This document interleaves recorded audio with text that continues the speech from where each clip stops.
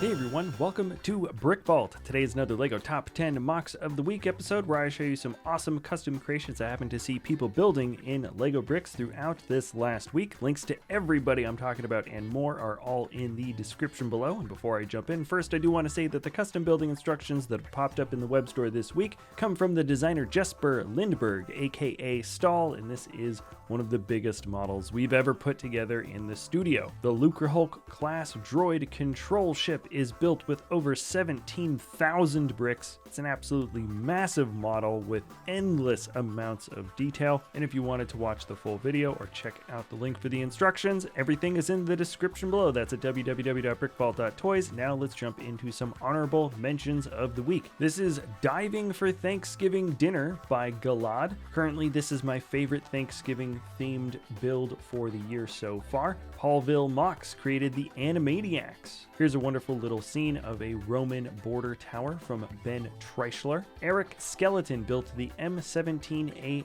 Ferry Rotodyne. Without too many modifications to a LEGO set, you can actually get some pretty interesting shapes here. It's a cool looking ship. Velociraptor has the Wanderers of the Void. Very simple looking design, but striking figures nonetheless. Here's one of already many amazing ornithopters. This one is from Simon Liu. Boone Builds put together a pretty awesome LEGO Road Warrior based on or from General Grievous's ship. And here's just a fun little cuttlefish speeder from Beta Notice. Okay, now let's jump straight into the top 10 MOCs. In no particular order of best to worst, first one here is from Martin Vala. This is Fresh Dooner. This upscaled dune buggy has some incredible shapes. The suspension looks excellent. The color combination is particularly striking, reminds me of that old GT40. And the model itself is actually quite transformable. I think it can actually come apart in a similar way to the original version of this dune buggy. In terms of upscaled car models, we don't usually see this particular genre getting as much love as others, and the model just looks excellent, clean, and also rugged at the same time. Here's a fun little build from Donny Chen. This is Lego Domo-kun. I actually never really knew the name of this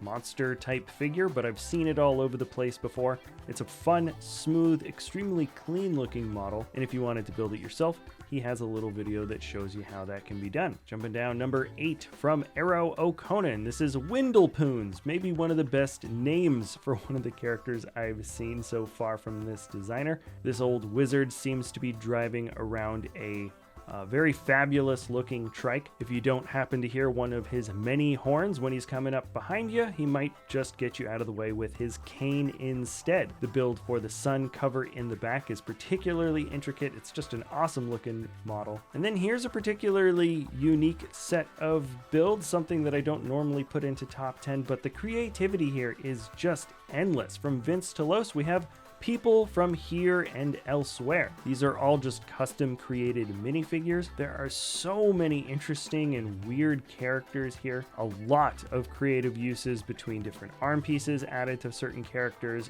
bottom pieces, the armor, the accessories, everything just feels so different. And I'm intentionally not showing you all of the different creations from this builder because once again, I've left links to everybody in the description below if you want to see more. Number 6, moving down now is from the builder Wochenender, and the title is Ninjago City Temple. This is just one particular design from a larger Rogue Bricks collaboration that you're going to see a little bit later in this video. The temple itself has some elegant little angles. There's a lot of organic details when it comes to the little islands around the ocean, and the bridges are built in a really clever little way. Now we're looking at a rather large scale, very well realized rover from Kilo Bricks. The title is Goliathan Beta. The details on the outside feel very technical and utilitarian, and when I say well realized, I mean it is incredibly detailed, and all of the compartments on the inside are very specific in terms of function, plus the whole model has been lit up internally. If the LEGO Space line still existed as a theme, and it was popular enough for them to create a UCS styled set,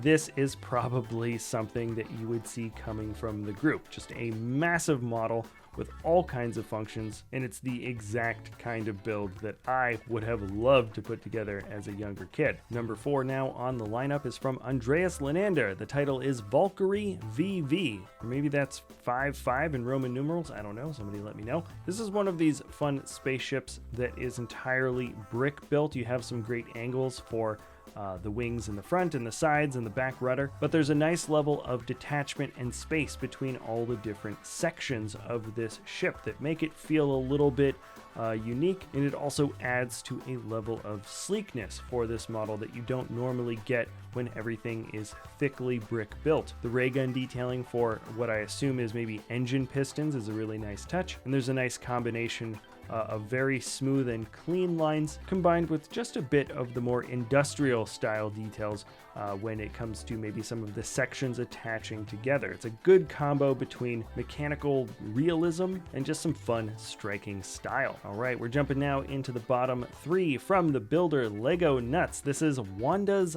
Library. If you want to see amazing scenes built from Lego bricks, this designer in particular has a flair for catching some dramatic atmospheres. I love the stack of books. It's so colorful. The disheveled details feel really natural. And there you've got Wanda reading what I can only hope is the Necronomicon in her chair that's floating above the entire stack. The library itself feels very cozy, and the lighting for this scene is absolutely amazing. The entire build process for this creation was filmed. It is linked in his YouTube channel if you follow the links in the description below. Now let's jump on over to another amazing Norton 74 design. This is titled Theo's Trebuchet Fishing Hut. There's something that really works for me here with the bright light blue and like the really nice light blue as the base for the hut itself. Everything pops quite well, even though this atmosphere could easily be portrayed as maybe a little bit more grungy or darker or run down. Norton 74 has a flair for really making a scene look like it is being currently lived in by the minifigure. So